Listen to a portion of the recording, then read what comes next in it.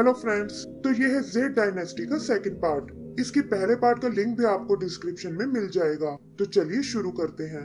तो last part में हमने देखा कि शाओ फैन और लिन एक पूजी नाम के मोंग से मिलते हैं, जो शाओ फैन को एक मैजिकल ऑफ देता है। लेकिन वो देखते हैं कि एक डार्क पावर ने उनके गांव के सभी लोगों को मार दिया है। इधर शाओ फैन गांव में आगे बढ़ता है और अपनी फैमिली को आवाज लगाता है कि आप लोग कहाँ छुपे बैठे हो।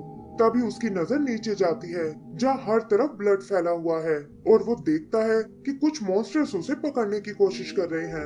वो जल्दी से उनसे दूर जाना चाहता है, लेकिन अचानक एक मॉन्स्टर उस पर अटैक कर देता है और यहाँ पता चलता है कि ये सब तो वो एक सपना देख रहा था। फिर वो रूम से निकलकर बाहर आता है और इसे एक बुरा सपना समझकर अपने पेरेंट्स को आवाज लगाने लगता है, लेकिन वहाँ उसकी सुनने वाला कोई नहीं था। यही हम लिन को देखते हैं, जो साइड में बैठा रो रहा था, और वो भागकर शाओ फैन से लिपट जाता है। शाओ फैन भी उसकी हालत देखकर उदास हो जाता है और उसे समझाता है कि ये सब सच नहीं हो सकता। लेकिन लिन उसे होश में आने को कहता है और बताता है कि हमारा घर और परिवार दोनों ही जा चुके हैं। तभी हम वहाँ एक दूसरे आदमी को देखते हैं और पता चलता है कि वो उन दोनों को अपने साथ ले गया है। वो आदमी अपना नाम काई बताता है, जिसे ये दोनों कल रात गाँव में बेहोश पड़े हुए मिले थे, और वो उन्हें उठाकर अपने घर ले आया था। वो कहता है कि डरने की कोई जरूरत नहीं है, क्योंकि अब तुम किंग यूंग सेट में हो और मेरे मास्टर तुमसे कुछ सवाल करना चाहते हैं। तभी उन्हें किसी के गुर्राने की आवाज आती है और पानी से एक बड़ा सा ड्रैगन निकलकर उनके सामने आ जाता है।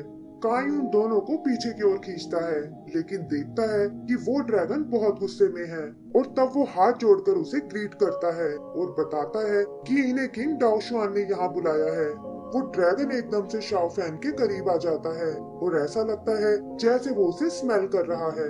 फिर वो बिना कुछ किए वहाँ से चला जाता है और काई बताता है कि ये हमारी गार्डियन स्पिरिट है, जो हजारों सालों से यहाँ की रक्षा कर रही है, और हम लोग इसे वाटर ड्रैगन के नाम से बुलाते हैं।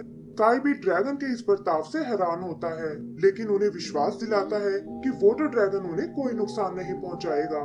फिर वो उन्हें पैलेस की ओर चलने को कहता है और शाओ फैन को लगता है कि शायद ये ड्रैगन इस ऑर्ब की वजह से अट्रैक्ट हुआ था। आगे हम उन्हें पैलेस में देखते हैं, जहाँ सेक्ट के सभी यूनिट्स के मास्टर बैठे हुए हैं और इनका किंग है मास्टर डाओशुआन। काई उन्हें गांव में हुए कत्लेआम के बारे में बताता है कि कैसे ये सब एक सिंगल फाइटर का काम था और अब वहाँ सिर्फ 3 ही लोग जिंदा बचे हैं। सबसे पहले वो अंकल बैंक को बुलाते हैं, जो अभी भी पूरी तरह से दहशत में है, और आते ही चिल्लाने लगता है कि डेविल लोगों को मार रहा है और अब हम में से कोई नहीं बचेगा। सेक्ट के लोग उसे उठाकर बाहर ले जाते हैं और तब काई उन्हें शाओ फैन और लिन के बारे में बताता है कि वैंग के अलावा बस वही 2 जिंदा बचे हैं। वो दोनों उन लोगों को देखकर घबरा जाते हैं और लिन शाओ फैन से नील करने को कहता है।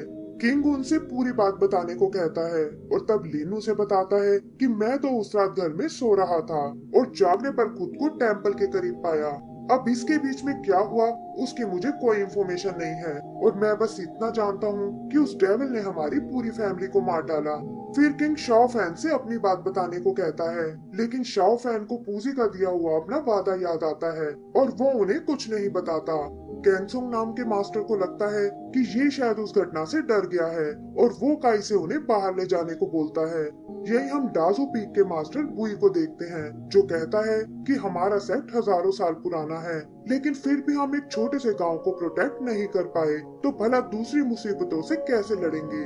याकुंग नाम का मास्टर कहता है कि ये सब शायद ऊपर वाले की मर्जी है और हमें इन अनाथ बच्चों को सहारा देना चाहिए। किंग भी उसकी बात से एग्री करता है और पूछता है कि कौन कौन इन बच्चों को अपने अंडर लेना चाहेगा। मास्टर जियांग इसके लिए तैयार हो जाता है और कहता है कि लिन मुझे इनमें से ज्यादा बहादुर लगता है, तो मैं उसे अपने साथ रखने के लिए तैयार हूँ। लेकिन दूसरे मास्टर इसके लिए बिल्कुल एग्री नहीं होते। वुई लिन को अपने डाजू क्लैन में लेना चाहता है, लेकिन कैंगसोंग को लगता है कि वो उसके सही पोटेंशियल को नहीं पहचान पाएगा और लिन की जगह उसके ड्रैगन क्लैन में है।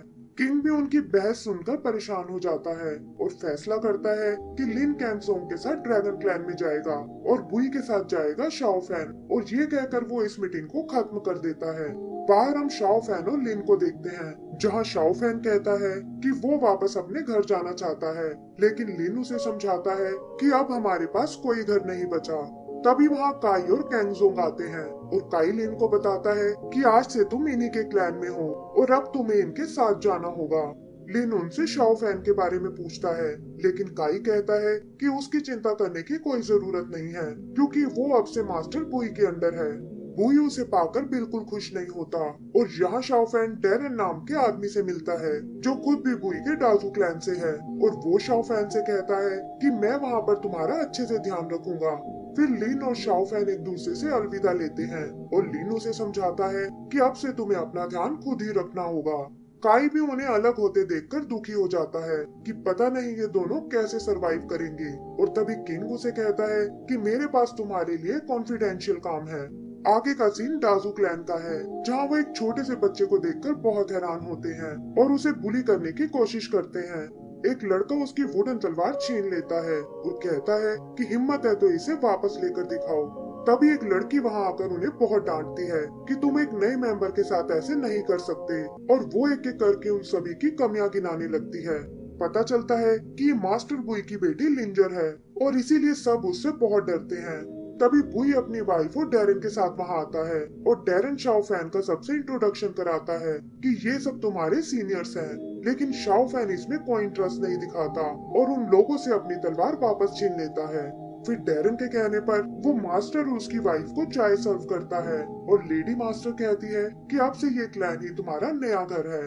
आगे हम उन्हें डिनर करते हुए देखते हैं और बुई डेरन से कहता है कि कल से इनके कल्टीवेशन की ट्रेनिंग तुम्हारे जिम्मे है। वहीं उसकी वाइफ उसे शाओ फैन का खास ध्यान रखने को कहती है क्योंकि इन सब के लिए वो बहुत छोटा है। लिंजर भी बाकी लोगों को वार्न करती है कि अब से शाओ फैन मेरा खास दोस्त है और तुम में से कोई उसे बुली नहीं करेगा। वो सब लोग भी शाओ फैन से माफी मांगते हैं और कहते हैं कि आज से हम भी तुम्हें अपना फैमिली मेंबर समझेंगे। रात को शाओ फैन अपने रूम में आता है और उस मैजिकल ओर्ब को बाहर निकाल कर देखता है। तभी उसे पूजी की बताई वो शर्त याद आती है कि उसे अपनी स्किल ट्रेनिंग रात को ही करनी होगी, और ये सोचकर वो कल्टीवेशन को प्रैक्टिस करने लगता है। अगली सुबह शाओ फैन एक हॉल के बाहर आता है और देखता है कि लिंजर वहाँ उससे मिलने आई है, जिसके साथ उसका डॉग येलो भी है। वो इतने बड़े डॉग को देखकर हैरान रह जाता है और तब लिंजर उसे बताती है कि ये असल में मेरे डैड का डॉग है और इसकी उम्र 100 साल से भी ज्यादा है। तभी वो लोग डेरन को वहाँ देखते हैं जो कहता है कि आज से शाओ फैन की स्पिरिचुअल जर्नी शुरू होने वाली है और उन्हें अपने साथ जंगल की ओर ले जाता है। रास्ते में वो शाओ फैन को एक रूल के बारे में बताता है जिसके हिसाब से नए डिसाइपल को रोज यहाँ बैम्बू की कटिंग करनी होती है और ये सिलसिला लगातार 3 साल तक चलता है। लेकिन क्योंकि वो अभी बहुत यंग है तो फिलहाल उसे रोज एक ही बैम्बू काटना होगा।